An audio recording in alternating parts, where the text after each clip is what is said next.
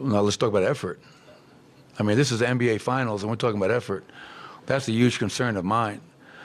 You know, and you guys probably thought I was just making up some storyline after Game 1 when I said we didn't play well. We didn't play well. And tonight, you know, that the starting lineup to start the game is 10-2 Miami. Start the third quarter. They scored 11 points in 2 minutes and 10 seconds. And we just got, you know, we had guys out there that were just, whether feeling sorry for themselves for not making shots or thinking they can just turn it on or off. This is not the preseason. This is not the regular season. It's not round. This is the NBA Finals. And that to me is really, really perplexing, disappointing. And one thing about their team, when you have a guy like Joker, who, as big as he is, but also as cerebral he is, you can't really make many mistakes versus a guy like that.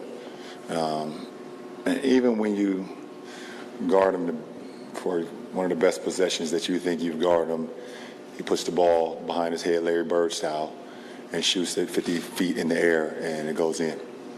I think he did it like 4 or 5 times this series. So you do like this to him. I don't get a kick out of making a conference appearance. I've done it a lot. And it's not fun to me to not be able to be a part of, you know, getting to the finals. But we'll see. We'll see what happens going forward. But I don't know. I got a lot to think about, to be honest. And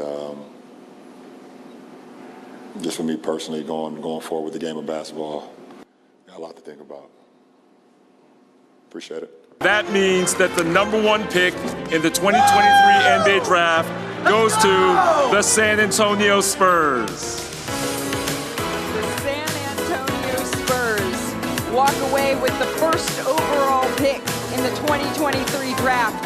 You know, he's quite obviously an amazing young man and a good teammate, and he looks like he has incredible qualities. So wherever he goes, he's probably going to have a really, really bright future. Coaches are teachers, and we've been fortunate as an organization to have one of the greatest teachers, regardless of sport, of all time. And to have the opportunity, we all learn from him each and every day. And for all of our players, that's an incredible opportunity. And I know they don't take it for granted. And whoever we select will take full advantage of that as well. Doesn't change much. I'm gonna be myself. I'm gonna play hard on both ends. I'm gonna hunt great shots. But just from a life standpoint, it's such an incredible experience to play in front of my friends and family. I mean, I would go to Staples as a high school basketball player with my pops, just dreaming of playing on that floor, playing, you know, against the best in the world. Now to be here and be a part of it, I don't lose sight of that perspective of how great this opportunity is. And I'm just, you know, excited to do it in a building where all my hoop dreams came about. So, you know, I have so much respect for just the opportunity ahead for me. And I'm the huge Kobe fan, obviously. He was my biggest inspiration, and I'm just going to play my hardest, you know, just to honestly honor him and Gigi, because without his play and all those years of me viewing his tenacity on the court, I would not be the athlete I am today. Steph, what does just this mean to you to finally be a Finals MVP after everything? Forget that. We champs. Why are you starting with that question? We got 4 championships. You know, like, God is great, the ability to be on the stage and play with amazing teammates against a great Boston Celtics team that, you know, gave us everything to try to get to the finish line.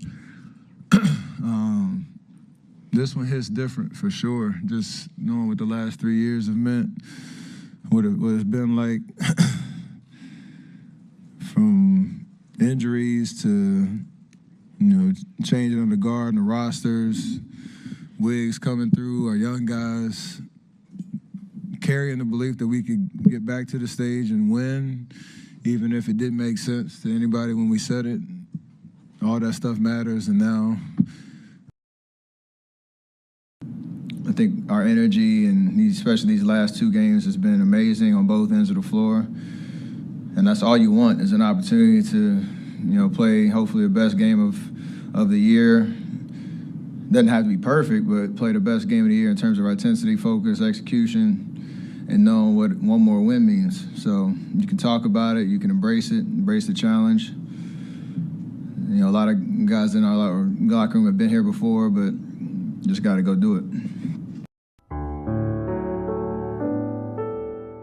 I got caught underneath L. Obviously, be some pain, but I'll be all right. I don't feel like I'll miss a game, though, so take advantage of these next 48 hours to get ready. Figure out how it feels tomorrow and get ready for Friday. On the road, must-win game 4. We had a must-win game after a tough one in game 1, and we got game 2. So the flow, we still feel like we obviously can win the series, and we're gonna come out with the right intensity and focus in game 4. There's always that vibe when you want to play well to win. This isn't the first time I've played terrible. See, I almost did it again. I shot terrible at Staples and came back and had a good game that, on the back end. So never worried about my shot ever, even though, it's just one game. I don't know if I've had a perfect start like that before, but it was just a good flow from the jump and have fun out there. Steph Curry was just Steph Curry. There's never been anybody like him. Those last 2 threes were ridiculous.